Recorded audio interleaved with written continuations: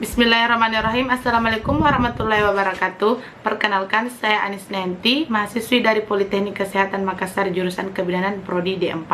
Pada kesempatan kali ini, di sini saya akan melakukan penyuluhan tentang peran mahasiswa dalam mencegah korupsi. Sebelum kita masuk ke materi bagaimana cara mencegah korupsi, kita harus terlebih mengetahui apa sih yang dimaksud dengan korupsi. Jadi, korupsi adalah tindakan seseorang yang menyalahgunakan kepercayaan dalam suatu masalah atau organisasi untuk mendapatkan keuntungan. Kemudian, bentuk-bentuk korupsi. Bentuk-bentuk korupsi yang pertama yaitu penyuapan. Nah, penyuapan merupakan sebuah bentuk perbuatan kriminal yang melibatkan sejumlah pemberian kepada seseorang dengan maksud agar penerimaan pemberian tersebut mengubah perilaku sedemikian rupa sehingga bertentangan dengan tugas dan tanggung jawabnya. Yang kedua yaitu penggelapan atau pemalsuan.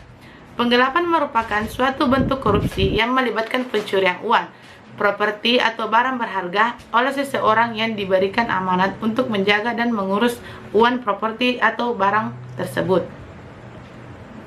Yang ketiga yaitu pemerasan. Nah, yang dimaksud dengan pemerasan adalah penggunaan ancaman atau kekerasan atau penampilan informasi yang menghancurkan guna membujuk seseorang agar mau bekerja sama.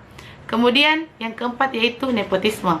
Nah, nepotisme merupakan bentuk tindak kriminal yang memilih keluarga atau teman dekat berdasarkan pertimbangan hubungan, bukan karena kemampuannya. Kemudian kita masuk ke faktor-faktor penyebab korupsi. Banyak faktor yang memicu terjadinya penyimpangan korupsi, baik karena faktor penyebab internal maupun faktor eksternal. Menurut Sarlito Sarwono, tidak ada jawaban yang persis untuk melihatnya, tetapi ada dua hal yang dapat diamati. Yang pertama yaitu dorongan dari dalam diri sendiri. Ini termasuk dari faktor eksternal. Kemudian rangsangan dari teman-teman. Ini termasuk dari faktor eksternal. Nah, apa sih dampak dari korupsi? Tindakan korupsi merupakan tindakan yang sangat merugikan negara. Korupsi mengakibatkan melambatnya pertumbuhan ekonomi suatu negara, menurunnya investasi, meningkatkan kemiskinan, serta meningkatnya ketimpangan pendapatan. Bahkan korupsi juga dapat menurunkan tingkat kebahagiaan masyarakat di suatu negara. Nah, selanjutnya itu generasi pemimpin masa depan. Mahasiswa merupakan kader yang dipersiapkan untuk memimpin bangsa ini. Sebagai seorang kader, selain harus memiliki intelektualitas yang tinggi, haruslah pula memiliki bakat dan profesionalitas dalam kepemimpinan. Bakat dalam kepemimpinan tidak hanya dapat diperoleh dari belajar melalui literalitas buku, namun bakat kepemimpinan diperoleh dari pengalaman mahasiswa aktif berorganisasi.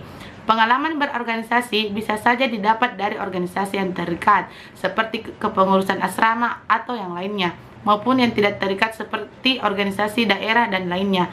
Dan dari bakat kepemimpinan itu, mahasiswa kinilah yang akan menggantikan pemimpin kelak. Selanjutnya yaitu moralitas. Inilah yang paling penting di antara yang lainnya. Moralitas menjadi penentu seseorang itu baik atau buruknya. Seseorang yang moralitasnya berkualitas tentu akan mencegah dirinya dari perbuatan-perbuatan yang tidak benar dan menyimpang. Baiklah, itulah tadi penyuluhan yang sempat saya bawakan. Apabila ada kekurangan mohon dimaafkan. Assalamualaikum warahmatullahi wabarakatuh.